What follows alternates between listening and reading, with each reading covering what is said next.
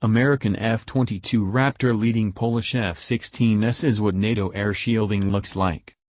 The past few years will be recorded in the history books as the years of the greatest pandemic our modern society has ever known. Both in 2020 and 2021 the world tried to come to terms with a virus it didn't fully understand and was incapable of containing. Then we developed vaccines, got used to COVID living among us, and believed the nasty days of our time were over. Then Russia invaded Ukraine and ignited the biggest war between near-peer, advanced nations since the Second World War.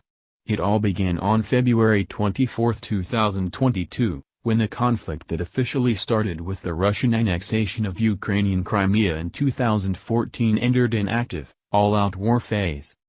Unlike many other conflicts that came and went around the world since World War II ended, this one is a lot more dangerous on multiple levels, but mostly because it's about a nuclear-armed enemy pushing against a nation more than capable of defending itself. As soon as the war started, the Western world came together behind Ukraine and stopped at nothing when it came to sending help, short of getting directly involved. Somehow, the conflict remained contained within Ukrainian, and sometimes Russian, borders, but that doesn't mean Ukraine's neighbors, which also happen to be NATO members, don't get ready for a worst-case scenario. To prevent an expansion of the war in the region, and to deter potential Russian plans to provoke a confrontation with NATO, allies began several months ago an increased air and missile defense posture along the alliance's eastern flank, meaning the countries of Bulgaria, Romania, Hungary, Poland, Lithuania, Latvia, and Estonia.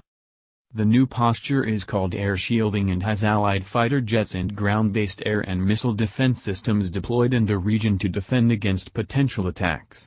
Military units are rotated for weeks or months at locations in these countries. Most of the time, these troop movements and air patrols take place behind closed doors, or at such remote locations and distances we civilians don't get to properly experience them. So whenever one of the parties involved gives us a glimpse of what air shielding is about, we're bound to notice. The U.S. Air Force, USAF, which is actively involved in NATO's air shielding missions, is among the last to do so this year, as they released an image showing 3 Allied fighter jets over the Polish Lask air base.